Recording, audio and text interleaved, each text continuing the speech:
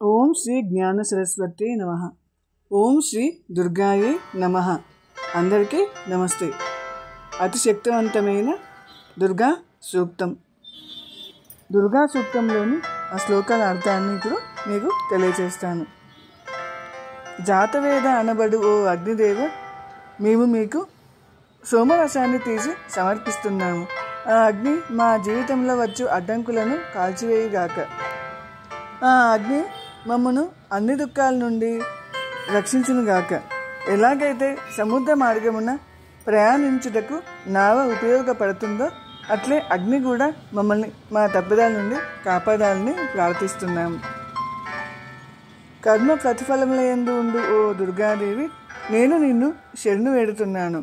నన్ను ఈ దుఃఖ సాగరం నుండి తీయడానికి చేర్చుము.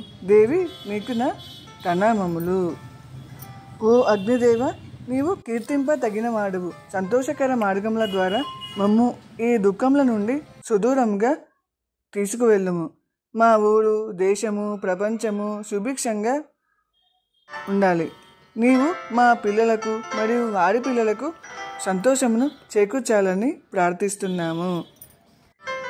సముద్రంలో పడి తల్లడిల్లే వ్యక్తిని పడవ కాపాడినట్లు నీవు మా దుఃఖములను తొలగించి మమ్ము కాపాడుము. మా శ్రేయస్సును సంతోషము మనస్సునందు ఉంచుకొని మమ్మల్ని కాపాడుము. ఈ ప్రపంచంలో పొంచి ఉన్న ఆపదల నుండి మాకు రక్షణ కల్పించాలి. బాధలు తప్పిదముల నుండి మమ్మల్ని కాపాడండి. ఆ అగ్ని మమ్ము ఈ బాధలకు దూరంగా తీసుకెళ్లాలని కోరుకుంటున్నాము.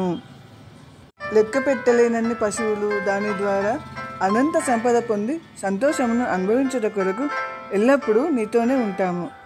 ఓ ఇంద్ర, ఓ భగవంతుడా, పాపమంటని వాడా, సర్వము వ్యాపించి ఉండువాడా, దేవలోకంలో నివసించు వైష్ణవిదేవి, ఇతర దేవతలపై మాకున్న భక్తి నిమిత్తము ఈ లోకంలో మాకు సంతోషాన్ని ప్రసాదించమని మిమ్మల్ని ప్రార్థిస్తున్నాము.